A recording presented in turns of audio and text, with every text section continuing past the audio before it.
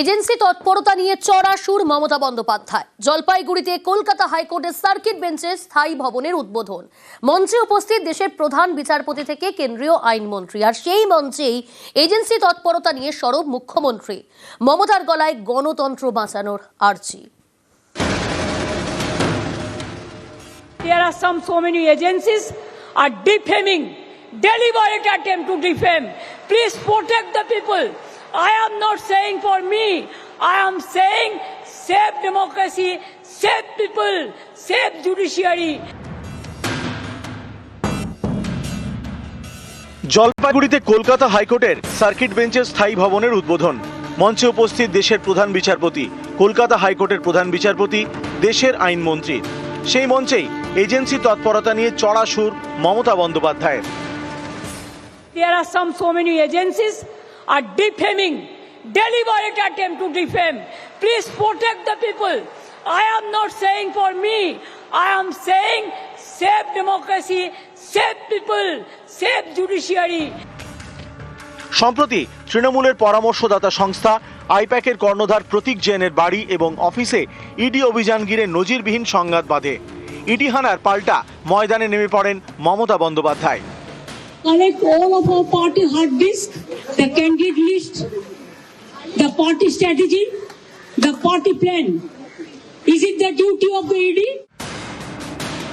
নজিরবিহীন এই লড়াই এখন সুপ্রিম কোর্টে। 3রা ফেব্রুয়ারি পরবর্তী শুনানির দিন। এমনই পরিস্থিতিতে এজেন্সি তৎপরতা নিয়ে সরব মমতা বন্দ্যোপাধ্যায়। সরাসরি আইপ্যাকে ইডি অভিযানের কথা না বললেও এই প্রেক্ষাপটে তার এমন মন্তব্য তাৎপর্যপূর্ণ বলে মনে করছেন অনেকে। এদিন একই সঙ্গে গণতন্ত্র বাঁচানোর আর্জিও জানান মুখ্যমন্ত্রী। My request would be to my Chief Justice, to all the judges, that please see, our constitution must be protected from disaster. Our democracy must be protected from the disaster. Our safety, our security, our history, our geography, our boundary, all should be protected. And media should not go for media trial before finalizing any cases.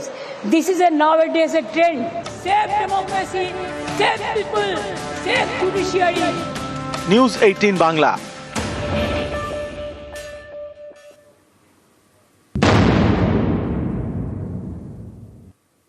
আজ মালদায় সভা করেন প্রধানমন্ত্রী নরেন্দ্র মোদী। মালদার সভায় প্রধানমন্ত্রীর মুখে মুর্শিদাবাদ।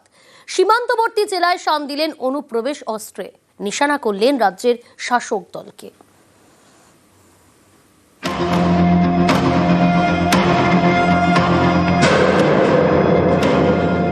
पश्चिम बंगाल के अनेक क्षेत्रों में आबादी का संतुलन भी बिगड़ रहा है। कई जगह तो बोलचाल भी बदलने लगी है। मालदा, मुर्शिदाबाद सहित पश्चिम बंगाल के अनेक क्षेत्रों में दंगे भी बढ़ने लगे हैं। পশ্চিমবঙ্গের সীমান্তবর্তী জেলা মালদা। ভোটের আগে সেখানেই সভা প্রধানমন্ত্রীর। মালদার সভা থেকে অনুপ্রবেশ অস্ত্রের শান নরেন্দ্র মোদীর। पश्चिम बंगाल के अनेक क्षेत्रों में आबादी का संतुलन भी बिगड़ रहा है। कई जगह तो बोलचाल भी बदलने लगी है। मालदा, मुर्शिदाबाद सहित पश्चिम बंगाल के अनेक क्षेत्रों में दंगे भी बढ़ने लगे हैं। टीएमसी के नेता, टीएमसी का सिंडिकेट सालों से यहाँ घुसपैठियों को बसाने, उन्हें वोटर बनाने का खेल खेल रहा है। जो घुसपैठिए हैं वो गरीब का हक छीनते हैं, नौजवानों का काम छीनते हैं, बहनों बेटियों पर अत्याचार करते हैं। घुसपैठियों और यहाँ के सत्ताधारी लोगों के इस गठजोड़ को तोड़ना ही होगा। भाजपा सरकार बनते ही घुसपैठ और घुसपैठियों पर बड़ा एक्शन लिया जाएगा। बंगाल के सामने एक बहुत बड़ी चुनौती घुसपैठ की है। पश्चिम बंगाल में भी बहुत जरूरी है कि घुसपैठियों को बाहर किया जाए। ये घुसपैठियों को बाहर निकालना चाहिए कि नहीं निकालना चाहिए? लेकिन टीएमसी सरकार के रहते ये संभव है क्या? आपके हकों की रक्षा करेंगे क्या? आपकी जमीन की रक्षा करेंगे क्या? आपकी बहन बेटियों की रक्षा करेंगे क्या? ये घुसपैठियों को कभी भी निकालेंगे क्या? মালদা এবং মুর্শিদাবাদ দুই জেলা মিলিয়ে মোট বিধানসভা আসন 34টি। 2021-এর বিধানসভা নির্বাচনে বিজেপি জিতেছিল 6টি আসনে। বাংলাদেশ সীমান্তবর্তী এই দুই জেলাতেই বড় সংখ্যায় মুসলিম ভোটার। মালদার সভা থেকে কৌশলে মুর্শিদাবাদের প্রসঙ্গ তুললেন প্রধানমন্ত্রী, শান দিলেন অনুপ্রবেশ অস্ত্রে।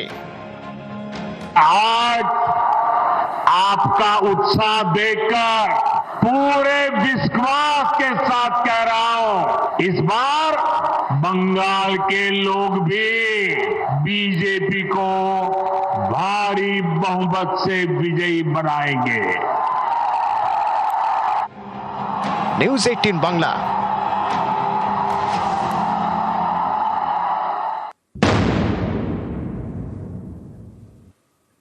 গতকালের পর আজ ফের মুর্শিদাবাদের বেলডাঙ্গায় ধুমধুমার পরিস্থিতি তৈরি হলো। এবার বিহারে পরিযায়ী শ্রমিককে মারধরের অভিযোগে দফায় দফায় অবরোধ, বিক্ষোভ, গাড়িতে ভাঙচুর, রেলগেট ভাঙচুর, আর এই ঘটনায় গ্রেফতার করা হয়েছে 30 জনকে।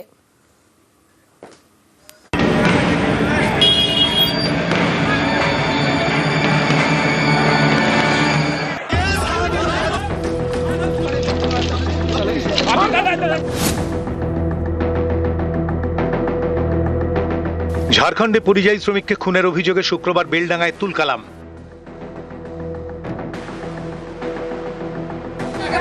এবার বিহারে পরিযায়ী শ্রমিককে মারধরের অভিযোগ, শনিবার ফের উত্তপ্ত বেলডাঙ্গা।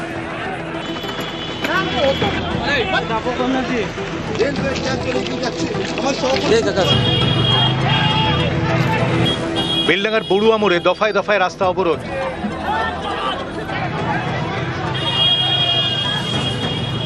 12 নম্বর জাতীয় সড়কে বন্ধ হয়ে যায় যান চলাচল, ভাঙচুর করা হয় গাড়ি। বেলডাঙ্গায় শুরু হয় রেল অবরোধ, ভাঙচুর চালানো হয় রেল গেটে। লালগোলা শিয়ালদা রুটে ট্রেন চলাচল বন্ধ হয়ে যায়।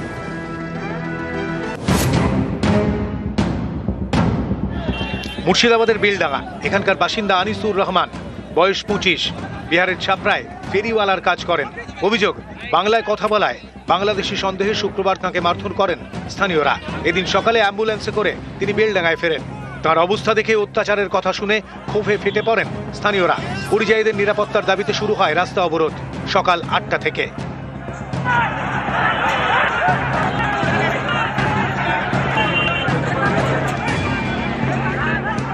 আমি বিহারে আজ 10 থেকে 11 বছর ধরে সেখানে ফেরির কাজ করি।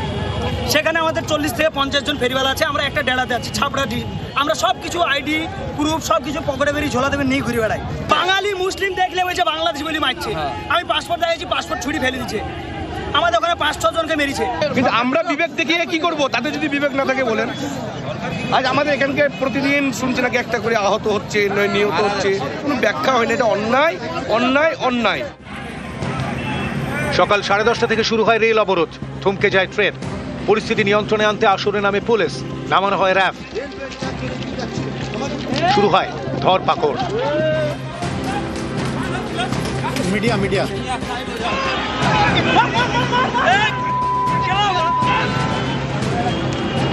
কালকে পরিযায়ী শ্রমিক ইস্যু ছিল, लेकिन আজকে পরিযায়ী শ্রমিক বলে ইস্যু শুরু হয়েছিল, लेकिन ও খালি ওখানে ভায়োলেন্স করারই আলটিমেটলি চেষ্টা ছিল, যার জন্য পুলিশকে লাঠিচার্জ করতে হবে। কোনো জেনুইন ক্ষোভ নিয়ে যখন আপনি একটা কোনো ইস্যু নিয়ে আপনি যখন কথা বলতে চাইছেন, আমরা কথা বলবো। যখন আপনি পথর চালাবেন, ঝামেলা করবেন, বস ভাঙচুর করবেন, আমরা মারবো। কেস করব, কেস করে অ্যারেস্ট করে এন্ড তারপর রিমান্ডে নেব, কাস্টোডিয়াল ট্রায়াল করে আমরা লাস্ট পর্যন্ত নিয়ে যাব। বেলা 12টার পর উঠে যায় অবরোধ। দীর্ঘক্ষণ পর জাতীয় সড়কে যান চলাচল শুরু হয়। দুপুর 2:30টার পর স্বাভাবিক হয় ট্রেন চলাচল। মুর্শিদাবাদ থেকে প্রণব বন্দ্যোপাধ্যায়, নিউজ 18 বাংলা। বেলডাঙ্গায় ফের উত্তেজনা, সরব প্রধানমন্ত্রী নরেন্দ্র মোদী। एक महिला पत्रकार के साथ टीएमसी के गुंडों ने कितनी अभद्रता की है। टीएमसी के राज में स्कूल, कॉलेज और यूनिवर्सिटी में भी बेटियां सुरक्षित नहीं है। यहाँ शासन प्रशासन में निर्ममता ऐसी है कि बेटियों की कोई सुनवाई नहीं होती। पीड़ितों को बात पर कोर्ट जाना पड़ता है। इस स्थिति को बदलना होगा। ये काम आपका एक वोट करेगा। कमल छाप पर पड़ा आपका एक एक वोट पश्चिम बंगाल के पुराने गौरव को फिर लौटाएगा।